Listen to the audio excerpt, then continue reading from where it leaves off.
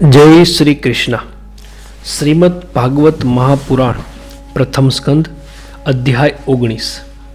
ગંગા તટે પરીક્ષિત રાજાનું અનશન વ્રત અને ત્યાં સુખદેવજીનું પધારવું. સૂત બોલ્યા, તે પછી રાજા પરીક્ષિત મનમાં અત્યંત ઉદાસ થઈ તે સંબંધી શોક કરતો મનમાં કહેવા લાગ્યો, અહો, ગૂઢ તેજવાળા નિરઅપરાધી બ્રાહ્મણ તરફ મેં અનાર્યની પેઠે નીચ આચરણ કર્યું છે. ખરેખર તો ઈશ્વરની જ અવજ્ઞા કરવા તુલ્ય પાપથી અલ્પ સમયમાં જ મને અપાર દુઃખ પ્રાપ્ત થવું જોઈએ અને તે માટે પ્રાયશ્ચિત માટે ભલે પ્રાપ્ત થાવ, જેથી ફરી એવું હું ન કરું.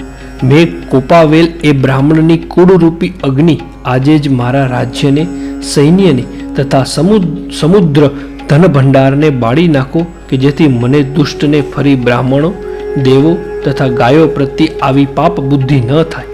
રાજા એ પ્રમાણે ચિંતા કરી રહ્યો હતો તે વખતે તેણે સાંભળ્યું કે મુનિપુત્ર શૃંગીએ સાપ રૂપે મોકલેલા તક્ષજ્ઞ નાગ પોતાના મૃત્યુરૂપ થશે. એટલે તેણે વિષયમાં આસક્ત પોતાની તત્કાળ વૈરાગ્યનું કારણ તે તક્ષક રૂપ અગ્નિને શ્રેષ્ઠ જ માન્યો. પછી પોતે પ્રથમથી જ તજવા યોગ્ય વિચારેલા આ લોક તથા પરલોક બંનેના વિષયોનો તેણે ત્યાગ કર્યો અને શ્રીકૃષ્ણ ચરણની સેવાને જ સર્વ પુરુષાર્થમાં અધિક માની ગંગા કિનારે અનશન વ્રત લઈ તે બેઠો. જે ગંગા સુશોભિત તુલસી દળથી મિશ્ર શ્રી કૃષ્ણ ભગવાનની ચરણ રજથી સર્વોત્કૃષ્ટ થયેલા જળને વહેતી લોકપાલો સહિત લોકોને અંદર અને બહાર પવિત્ર કરે છે. તે ગંગાને મરણ સમીપ હોય તેવો કોણ ન સેવે? આ નિશ્ચય કરી તે પાંડવ વંશી રાજા ગંગા કિનારે અનશન વ્રત લઈ બેઠો અને મુનિઓના વ્રત સ્વીકારી સમસ્ત સંગો છોડી અનન્ય ભાવે શ્રી કૃષ્ણના ચરણનું ધ્યાન કરવા લાગ્યો. તે સમયે જગતને પવિત્ર કરનારા મહાનુભાવ મુનિઓ શિષ્યો સાથે ત્યાં પધાર્યા. ખરેખર સત્પુરુષો પોતે જ તીર્થરૂપ હોય તીર્થ સ્થળોમાં જવાને બહાને મોટે ભાગે તીર્થ સ્થળોને જ પવિત્ર કરે છે. અતિ વશિષ્ઠ, યજ્ઞ, સરજ્ઞાન, અરિષ્ઠેક નેમી, ભૃગુ, અંગીરા, પરાશર, વિશ્વામિત્ર, પરશુરામ, ઉત્તત્વ, ઇન્દ્રપ્રમદ, ઇદ્ધોવાહ, મેઘાવતિથિ, નારદ અને આ સિવાય બીજા પણ શ્રેષ્ઠ દેવર્ષિઓ, બ્રહ્મર્ષિઓ તથા અરુણાદિ રાજશ્રી ત્યાં પધાર્યા. એટલે રાજા પરીક્ષિતે તેમને પૂજી મસ્તક વડે વંદન કર્યું. પછી તેઓ સુખેથી બેઠા એટલે ફરી રાજાએ તેઓને પ્રણામ કરી શુદ્ધ ચિત્ત તેમની સન્મુખ ઊભા રહી બે હાથ જોડી પોતે કરતા ધારેલું અનશન વ્રત તેમને જણાવવા માંડ્યું. રાજાએ કહ્યું, અહો, આનંદની વાત છે કે રાજાઓમાં અમે અત્યંત ધન્ય થયા, કેમ કે અમારું આચરણ આપ જેવા મહાન પુરુષોની કૃપાનું પ્રાપ્ત બન્યું છે. રાજવંશી લોકો લગભગ બધા નિંદ કર્મ કરનારા હોય છે અને બ્રહ્મજ્ઞાની સત્પુરુષોના પવિત્ર ચરણોથી દૂર જ પડી ગયેલા હોય છે. હું પણ તેમાંનો એક રાજા છું અને નિરંતર દેહ ગેહના આસ્વત રહેવાથી પાપી બની ગયો છું. આથી સ્વયં ભગવાન જ આ બ્રાહ્મણના શાપના રૂપમાં મારા પર કૃપામાન બન્યા છે. જે શાપ થતા ઘરમાં આસક્ત મનુષ્ય એકદમ ભયભીત થઈને વૈરાગ્ય બની જાય છે. હે બ્રાહ્મણો, તમે તથા દેવી ગંગાજી જાણે છે કે હું તમારા શરણે આવ્યો છું અને મારા મનને મેં પરમેશ્વરમાં લગાડી દીધું છે. હવે બ્રાહ્મણે મોકલેલો માયાવી તક્ષક ભલે મને કરડે, તમે ભગવાનની કથાઓ કહે, વળી અનંત ભગવાન વિશે મારી પ્રીતિ થાવ અને ભગવાનનો આશ્રય કરનાર મહાન પુરુષોનો મને સંગ થાવ. હું અહીંથી જે જન્મમાં જાઉં ત્યાં સર્વ સાથે સારી મિત્રતા થાવ. બ્રાહ્મણોને હું નમસ્કાર કરું છું. એ પ્રમાણે તે ધીર રાજા દ્રઢ નિશ્ચયવાળો થઈ ગંગા નદીના દક્ષિણ કિનારે પૂર્વાંગ દર્ભોવાળા આસન ઉપર ઉત્તર દિશામાં મુખ રાખી બેઠો. તેણે રાજ્યનો ભાર પ્રથમથી જ પોતાના પુત્ર જનમેજયને સોંપી દીધો. સમસ્ત રાજાઓના અધિપતિ એ પરીક્ષિત એ રીતે અનશન વ્રત લઈ ત્યાં બેઠો. તે વખતે સ્વર્ગમાં દેવગણોએ તેની પ્રશંસા કરીને આનંદથી પૃથ્વી પર પુષ્પવૃષ્ટિ કરી. તેમજ તેઓએ વગાડેલા નગારા વારંવાર વાગવા લાગ્યા. વળી તે વખતે જ મહર્ષિઓ ત્યાં આવ્યા હતા. તેઓ પણ રાજાની પ્રશંસા કરી બહુ જ સારું કર્યું એમ અનુમોદન આપવા લાગ્યા, અને લોકો પર અનુગ્રહ કરવો એ જ જેમના સ્વભાવનો સાર હતો. એવા તે ઋષિઓ ભગવાનના ગુણોથી શોભતા પરીક્ષિતને કહેવા લાગ્યા, હે શ્રેષ્ઠ રાજશ્રી, શ્રીકૃષ્ણને અનુસરનારા તમારામાં આ કંઈ આશ્ચર્ય નથી, જે તમે ભગવાનની સમીપ રહેવાથી ઈચ્છાથી રાજમુકુટોથી સેવાયેલા રાજ્યાસને તત્કાળ ત્યજી દીધું. ભગવાનના ભક્તોમાં મુખ્ય આ રાજા શરીરનો ત્યાગ કરી પાપ તથા શોકથી રહિત એવા શ્રેષ્ઠ લોકમાં જશે. ત્યાં સુધી આપણે અહીં રહીશું. ઋષિગણનું એ પક્ષપાત રહિત અમૃત ઝરતું અને ગંભીર અર્થવાળું સત્ય વચન સાંભળી પરીક્ષિતે તેમને યોગ્ય અભિનંદન આપી ભગવાનના ચરિત્ર સાંભળવાની ઈચ્છાથી કહ્યું, ચારે તરફથી અહીં પધારેલા આપ સર્પ સત્ય લોકમાં દિવ્ય મૂર્તિમાન સ્વરૂપ ધારણ કરી રહેલા વેદો તુલ્ય છે.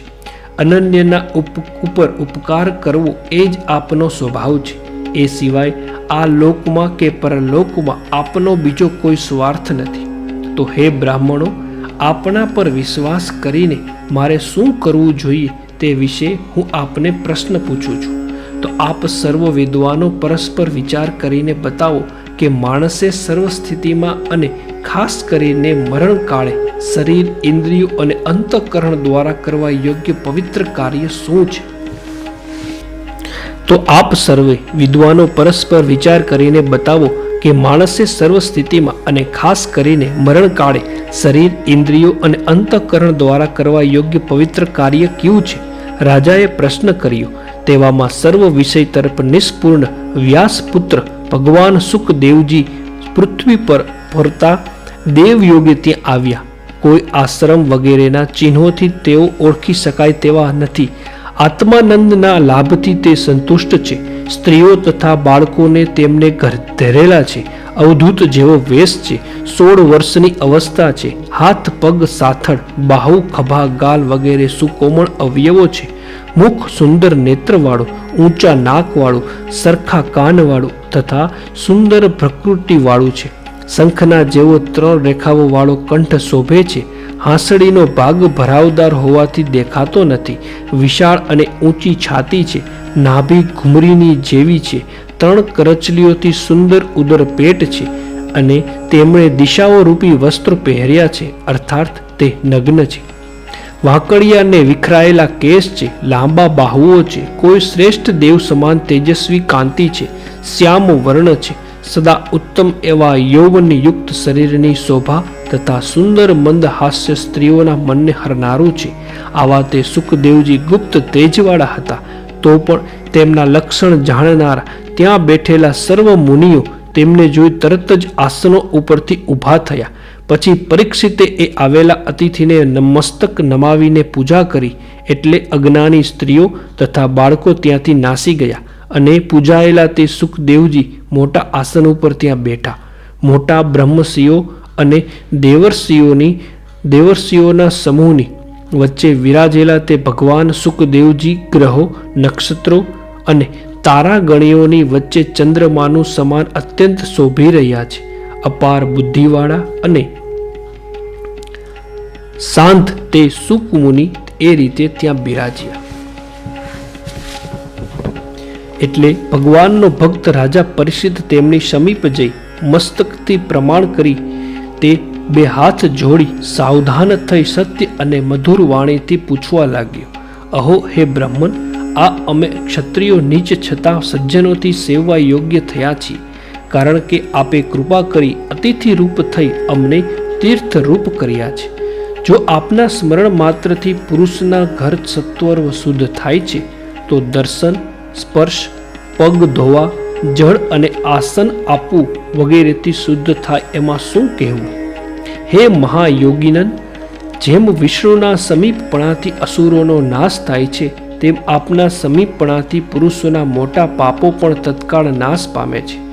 પાંડવોને પ્રિય અથવા પાંડવોનો જેમનો પ્રિય હતા એવા ભગવાન શ્રી કૃષ્ણ મારા ઉપર પણ પ્રસન્ન થયા છે.